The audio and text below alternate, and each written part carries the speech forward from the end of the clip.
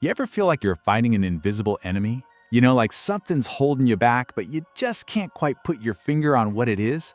Well, the source material for this explainer makes a pretty bold claim that for most of us, the biggest roadblock to success, it's not external. It's not a lack of talent or money. Nope, it's something much, much closer to home. So what if the thing that's sabotaging your career, your relationships, your whole future, isn't actually out there at all? What if it's living right inside your own head? And that's the wild idea we're going to unpack today. This set of internal diseases that just run silently in the background of our minds, quietly torpedoing our potential. I mean, this line from our source material just sets the stage perfectly, doesn't it? So here's what we're going to do. We're going to identify these invisible enemies. We're going to figure out what they're actually doing to our brains. And this is the most important part, we're going to learn how to shut them down for good. All right, let's dive right in. We're going to start by diagnosing the first and honestly the most fundamental set of these mental issues. Because if you don't get these under control, trust me, nothing else really matters. First up, indifference. You know what I mean, right? It feels kind of peaceful, like you're just chilling, going with the flow. But here's the dangerous part. Drift only ever goes downhill. Think about it. You're never going to just drift to the top of a mountain. And neuroscience actually backs this up. When your brain isn't actively engaged, it just drops into this thing called the default mode network, which is basically a state of self-criticism and just being stuck. Indifference keeps you parked there, permanently. So, the fix isn't just waiting around for motivation to hit you like a lightning bolt. Come on, motivation is a feeling, and feelings, they come and go. The real cure is engagement. That's an action. It's about pouring everything you have into whatever you're doing right now. Look, conditions don't get better so you can finally try harder. Conditions get better because you decided to try harder first. Oh man, this next one, indecision. It is a silent energy thief. Seriously, every single decision you don't make, no matter how tiny, just sits there in your mental RAM, eating up your processing power. And let's be real, this isn't you being careful or responsible, it's mental paralysis, and it is draining your battery for the day, one little I don't know at a time. And if you want to see the real-world cost of this, check this out. There's this famous study on parole judges.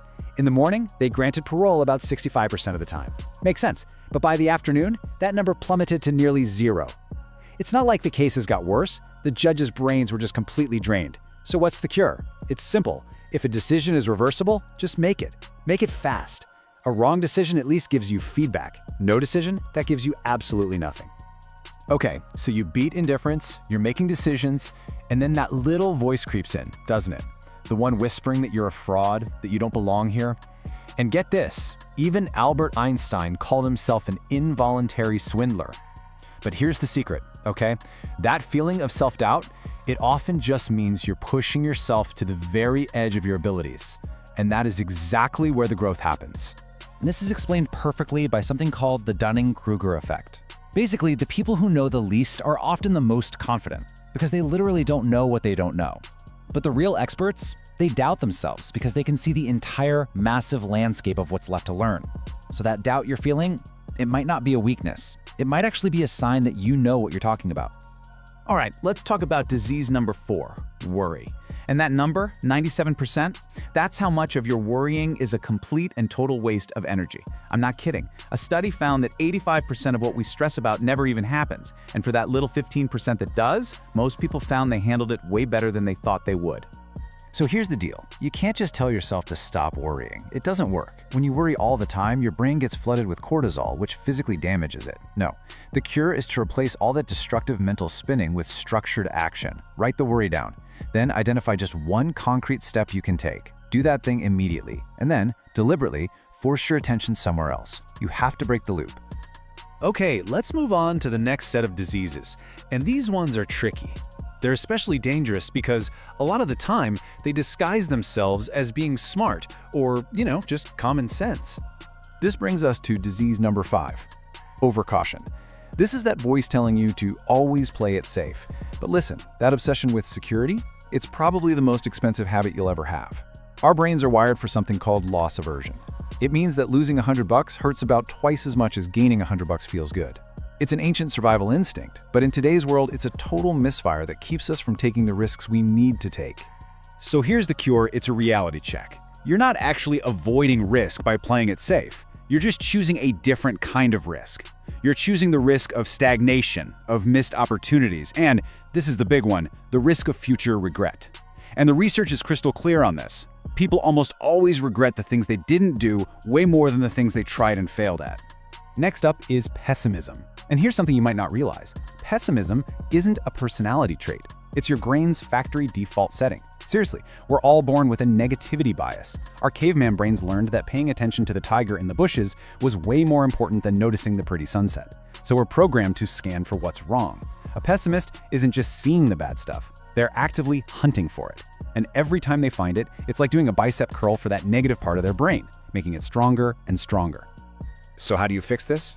You have to become the active manager of your own mind. You have to take deliberate control over your inputs. What you watch, what you read, the people you listen to. These are not just casual choices. They're the raw ingredients you're feeding into your mental factory every single day. You have to guard that door, ruthlessly. Okay, let's talk about complaining. Most of us think it's just harmless venting, right? Wrong. The neuroscience says it's one of the most destructive habits you can have. I mean, research from Stanford found that complaining literally shrinks your hippocampus. That's the part of your brain you need for problem solving. So every time you complain, you're not just being negative, you're actively making your brain dumber and less able to find a solution. Now, the cure isn't to just bottle it all up. That doesn't work. It's about redirection. The second you catch yourself about to complain, you have to consciously pivot. Turn that "this is terrible" into "okay, this is tough, so what's one single action I can take right now?" Every time you do that, you're literally rewiring your brain, weakening that complaining pathway and strengthening the problem-solving one. All right, we're on to our final disease. And what's so wild about this one is that it's a uniquely modern problem. I mean, it barely existed on this scale just 20 years ago. And it's a nasty one, because it acts like a multiplier for all the other diseases we've talked about. I'm talking about disease number 8, comparison. See, our brains are hardwired to compare ourselves to others. It's how we figured out our place in the tribe. But for thousands of years, that tribe was like 150 people, max. Today, social media forces us to compare our messy, raw, behind-the-scenes reality with the perfectly curated highlight reels of millions of people for hours a day. Our ancient brain wiring just wasn't built for this onslaught. And this constant comparison, it just pours gasoline on every other fire. It triggers your self-doubt, it amps up your worry, it makes you more pessimistic. The only way to win is to refuse to play the game. You've got to stop looking sideways. The only person you should be competing with is the person you were yesterday. Measure your own progress on your own terms. And seriously, if a social media feed consistently makes you feel worse about yourself, it's not entertainment, it's poison. Get rid of it.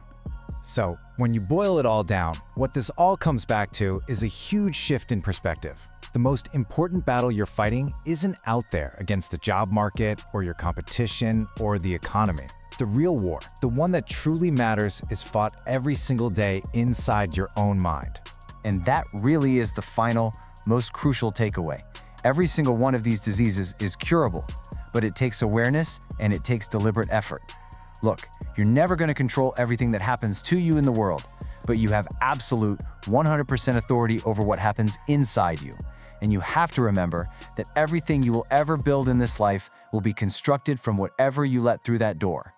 If you enjoyed the video, don't forget to like and subscribe to the channel. Leave your opinion in the comments and tell me which topic you'd like me to talk about next. The comment with the most likes will be turned into a video.